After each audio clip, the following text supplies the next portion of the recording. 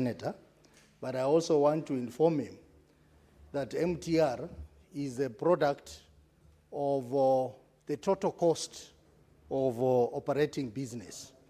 And I know that some countries which have zero MTR, but very few countries. In fact, it's just US and a few other countries. Most other countries, the MTR rate is very high, particularly in Africa here. If you look at other competing countries like South Africa, Nigeria, and Egypt, the MTR rate is very high. And it's a product of the cost of doing business. Mr. Speaker, the cost of doing telecommunication business in this country is very high, extremely high. And that reflects in the MTR. That is finally what the consumers pay in terms of making calls.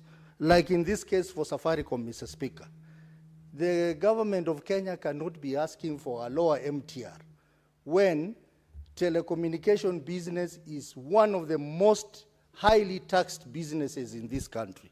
For example, Mr. Speaker, on the 1st of July this year, CA Communication Authority increased the frequency spectrum rates by more than 900%.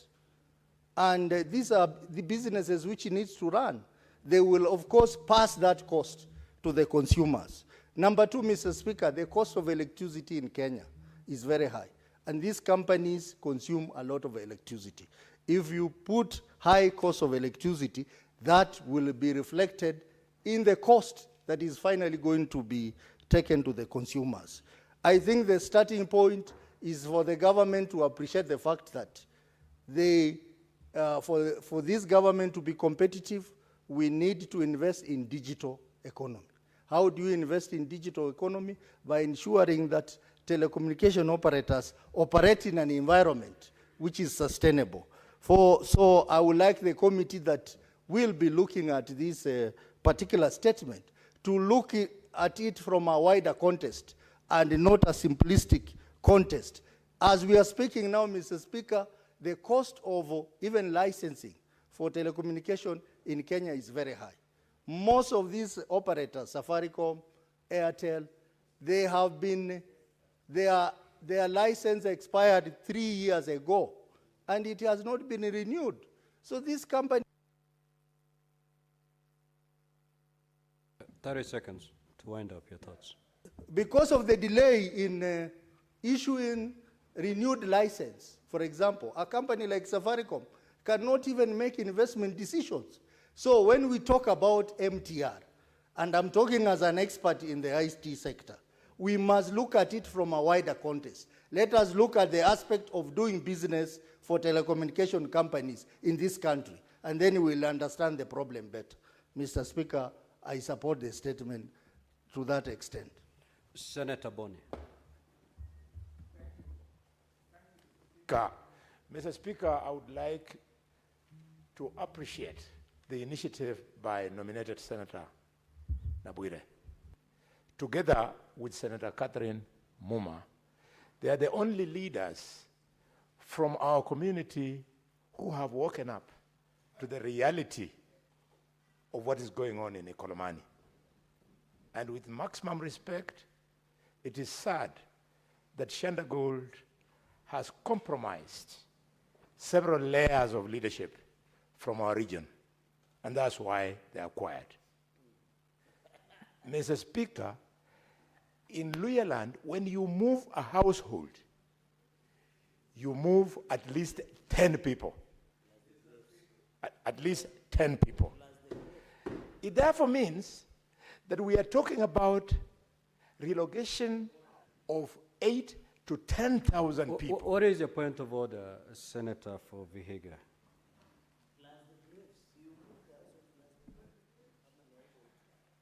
Mr. Speaker, I did not want to interrupt my elder brother, Senator Khalwale, but standing on point of order, standing order number 105, Senator Khalwale has made an allegation that leaders from our community, I know the community is referring to is the Luya community where I belong. And Mr. Speaker, it is not fair for him to put me in that bracket of leaders, because I have been opposed to Shanta Gold. In fact, what they are doing on the border between Vihiga and Siaya. So I would like the senator to retract his statement or clarify. Now, Senator Boni, that's a fair observation. Proceed to do the needful. Yeah. Thank you, Mr. Speaker. I again celebrate my younger brother for defending yourself and setting the record clear. Mr. Speaker, where are people? 8,000 to 10,000 are being moved to nowhere. The leaders are quiet, apart from Catherine and Consolata and yours truly. 2, the administration and the national government and the county government are quiet. Mr. Speaker, the matter is so grave that Catherine Muma and I had to save the day. Last week, part of the reason why I was not here, there were fights and we were being tear-gassed by the police, which is supposed to defend these people who are asking, where are you taking us? I refuse, on behalf of the people of Ikolomani. Give the senator 1 minute. Yes, by extension, the entire Iranda corridor, that we shall not move. We will only move if we are the ones mining. We have not said we cannot mine. We will only move if our stake is not limited to 5%. 5% of our own gold, so that some tomcards. Mr. Speaker, sir. Senator Boni, would you wish to be informed by the Senator Fernandez? Yes. Proceed, Senator Fernandez. I want to inform Senator Khalwale, my neighbor, that under the Mining Act, 10% to the local community, 20% to the county government, and 70% to the national government as per the Mining Act of 2015. And agree with him, under the law, the local community can form what we call mining corporation and proceed to mine under the law, under mining rules of 2015. Point of information, I'm informing. Mr. Speaker, we should always plead with the colleagues. If you must inform a member, you tell him something he doesn't know. The law you are talking about, before you came here, we enacted that law. So I know what I am talking about. These are very... Senator Boni, that information should be useful. Yes, it is useful, but he shouldn't give the impression that Boni Khalwale doesn't know the law he made. You had indicated earlier on that 5% was to go to the community. Let me help him, because he doesn't know the law. Allow me to inform him now. It is 5% to the community, 10 to the county government, 20 to the national government. The balance disappears with the tomcat who is called the investor. Mr. Speaker, sir. Now, Senator Boni, you're going to open yourself to so many points of orders for absolutely nothing. What do they want? Because that is not the law. What do they want? That is not the law. And you know it. So, Mr. Speaker, in conclusion, thanks for that 1 minute that you've given me. Okay. Thanks for that 1 minute. Seriously speaking, we will not move from Kakamega for whatever reason, other than we are mining that gold ourselves. And mine it we shall. If I don't, my children will. If they don't, my grandchildren will.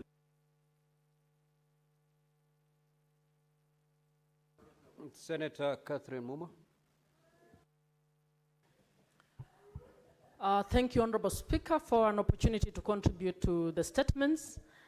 And quickly to contribute to the statement by Hezena, to just applaud the Ma community for the beautiful cultural event that they had, an event that all of us were in awe, and we hope that the rest of the Kenyan communities can move towards where the Ma are moving. Secondly, to contribute to the statement by Senator Wakwabubi on the issue of the Shanta gold.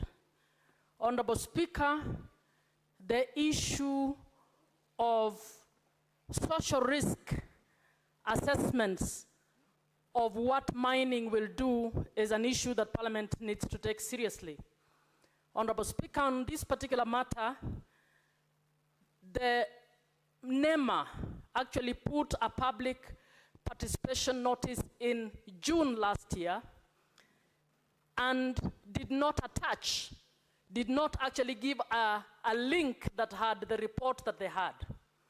So the communities in the rural areas were not able to access this report. Honorable Speaker, the report is shy of 1,000 pages. They then came up with another statement. They were supposed to have public participation last week. And Honorable Speaker, that particular notice did not make any reference to the report. The June notice actually asked that anybody who wants to read the report should physically go to the offices of NEMA in Nairobi and in Kakamega to read those reports. Honorable Speaker, I personally tried to find out from NEMA why this was not happening, why proper public participation was not taking place. And Honorable Speaker, it was a shock that I was only able to access that report after it was sent to me by a member from NEMA. Speaker, just allow me one more minute. I am shocked, Speaker, that the government spokesman has actually gone to Kakamega to assure the people of Kakamega of how they are going to benefit from this venture, even before NEMA has done an environmental assessment and released a report. What does that mean? That the national government is already working with Shanta before even the process is over. Honorable Speaker, while we need to implement the mining law purposefully, we need to respect the human rights of the people who are there. And I suggest, Mr. Speaker, that this House take an interest.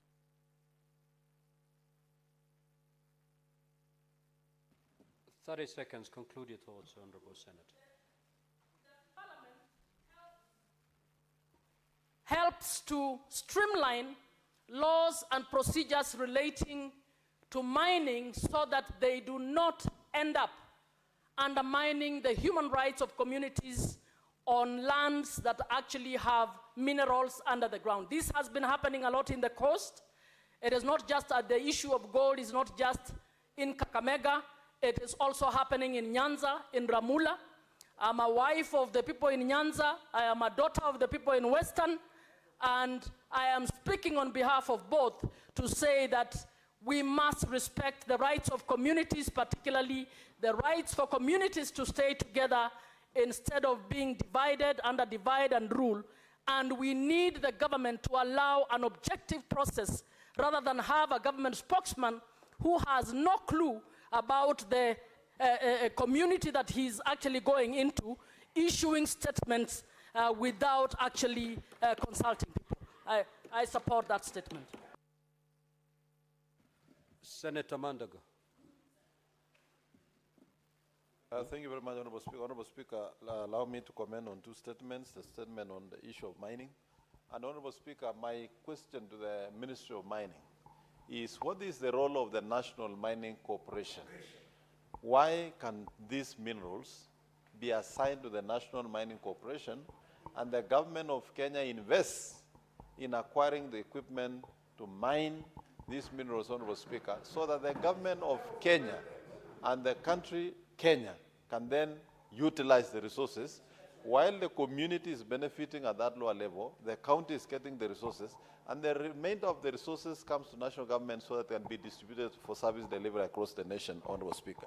Honourable Speaker, it should also be noted that ever since the National Mining Corporation was established, the Ministry of Mining has never issued a single mining license to the National Mining Corporation. We would like to know, why is the Cabinet Secretary quick to issue mining licenses to private entities and not quick to issue the National Mining Corporation, which is an entity of government, Honourable Speaker. Honourable Speaker, my next statement is the statement sought by the Senator for Muranga on the issue of telemedicine, Honorable Speaker. Honorable Speaker, we have seen counties come up with innovation like telemedicine, using drones to deliver, I don't know, samples, Honorable Speaker.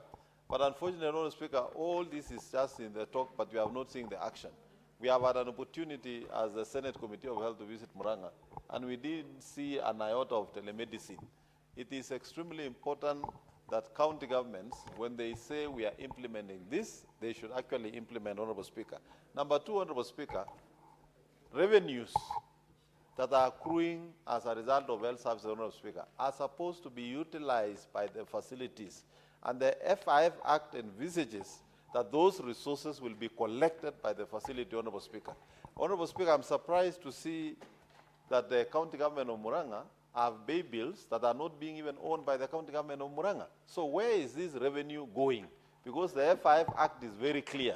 The revenue must go to the facility.